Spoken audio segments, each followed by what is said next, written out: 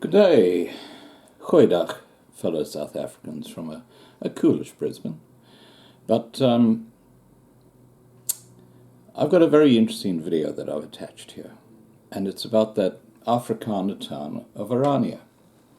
And I've advocated quite a few times in my videos that white South Africans should look at creating an enclave in South Africa, basically annexing a part of South Africa and saying, all right, guys, come and try and take it from us, because the Africans wouldn't know where the hell to start. And that way, having a territory which is rather like life in Orania. Now, what I'm going to do next is play that video, but before I do, please remember, this Monday, the 29th of October is Black Monday. I'll put links down below how you can participate. And I'm delighted to hear from the lady who's organising Black Monday in Cape Town that it's going incredibly well. A lot of excitement and a lot of people apparently going to be involved in the march. And I'll give you the link below if you want to participate. And I do suggest you do. And while I'm talking about participating, please subscribe so you can be kept informed. Enjoy the video. Now time for Focus, and it is 27 years since the abolition of apartheid in South Africa. And yet even today there still exist communities of whites who refuse to mix with blacks. It is the case in the small city of Orania. There, the only language spoken is Afrikaans, the tongue of the first Dutch settlers. In Oriana's schools, students are taught a revisited version of history. And while many residents settled here to avoid any sort of ethnic diversity, while others appear to have fled the violence and new racial tensions of present-day South Africa. An air of nostalgia looms over this small town of central South Africa. Here, most residents are Christian and everyone speaks Afrikaans. Today, 1,500 people live in this Afrikaner-only town. It even has its own currency and its own flag. Founded after the collapse of apartheid 27 years ago, figureheads of the racist regime are part of Orania's scenery. Orania, Afrikaner settlement where we can create our own future, be self-sufficient. And now in the New South Africa, we have a black majority that's also not always very kind to the Afrikaners, especially. So the idea was to have a place where we stay out of this. An enclave for Afrikaners, the descendants of Dutch settlers. Farmer Anton Enslin moved to Orania 5 years ago and says he was evicted from his previous home.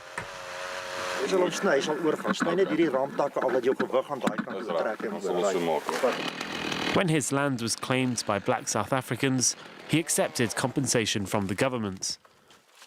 As soon as the land claim was published, the intimidation started.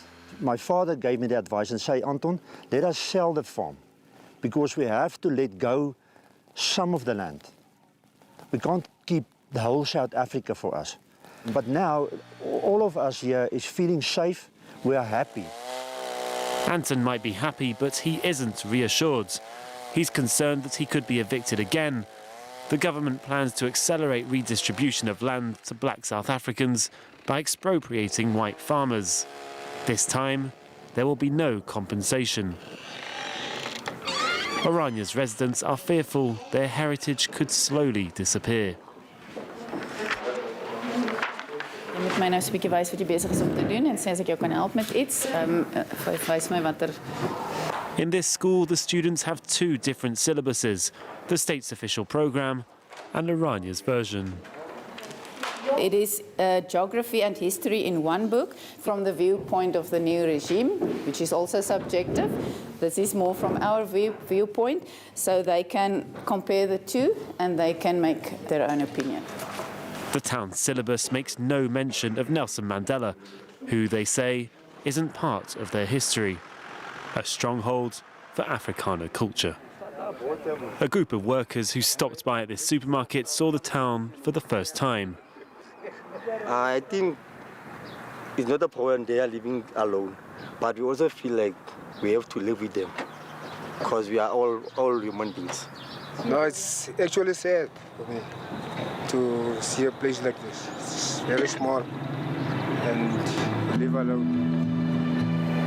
So is this the refuge for nostalgics of apartheid, or the reflection of an unease among certain Afrikaners today?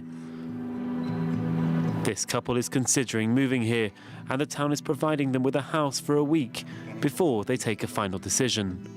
Ek 25 jaar gedoen. Ja. Dis al 28 jaar wat ek daar gebly het. En maar dinge raak maar net moeiliker vir ons in die sin van om werk te kry en The local council has offered to assist Leonardo with setting up his electrical company. He says that the laws aiming to increase black employment have turned against white South Africans. Where I'm staying, it's, to get work is so hard. And I think that's mainly because of my skin color. It's getting worse and worse. I mean, like 15 years back, I went to the shop, I walked, I did what I want. Now I don't go alone anymore. Last year, there were 57 murders in South Africa every day, a number that has been on the rise for the past 6 years. And meanwhile, Orania's population grew.